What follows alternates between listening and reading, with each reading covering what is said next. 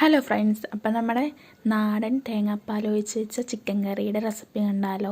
അപ്പോൾ ആദ്യം തന്നെ ചട്ടി എടുത്ത് വെച്ചിട്ടുണ്ട്, അതിലേക്ക് വെളിച്ചെണ്ണ ഒഴിച്ച് കൊടുത്തിട്ടുണ്ട്. പിന്നെ അതിലേക്ക് ഇട്ട് കൊടുക്കുന്നത് പച്ചമുളകും ഇഞ്ചിയും വെളുത്തുള്ളി പേസ്റ്റാണ് കേട്ടോ. അപ്പോൾ അതൊന്ന് ഇളക്കി അതിൻ്റെ പച്ചമണം മാറിയതിന് ശേഷം അതിലേക്ക് സവാളയാണ് ഇട്ട് കൊടുക്കുന്നത്. സവാള നല്ല കളറൊക്കെ മാറി വഴണ്ട് വരുമ്പോഴത്തേക്ക് അതിലേക്ക് നമുക്ക് ഉപ്പ്, മഞ്ഞൾപ്പൊടി, മല്ലിപ്പൊടി, മുളക് പൊടി, കാശ്മീരി മുളക് ഉണ്ടെങ്കിൽ അതും ഇടാം കേട്ടോ. എൻ്റെ കയ്യിൽ ഉണ്ടാകുന്നില്ല, അതുകൊണ്ട് അത് ഇട്ടില്ല കേട്ടോ.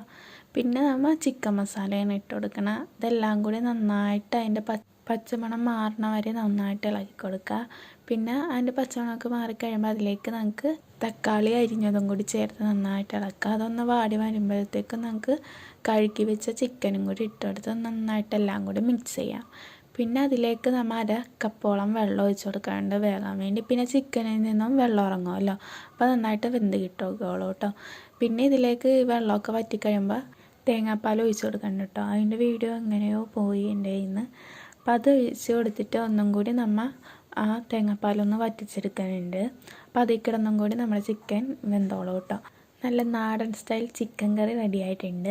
അപ്പോൾ എല്ലാവരും ഇതൊന്ന് ട്രൈ ചെയ്ത് നോക്കണം. അതേപോലെ തന്നെ ഈ ചാനൽ ആദ്യമായിട്ട് കാണുന്നവരാണെങ്കിൽ ദയവ് ചെയ്ത് സബ്സ്ക്രൈബ് ചെയ്ത് സപ്പോർട്ട് ചെയ്യാം കേട്ടോ. അപ്പോൾ അടുത്ത വീഡിയോ കാണുന്നവരെ ടാറ്റാ ബൈ ബൈ.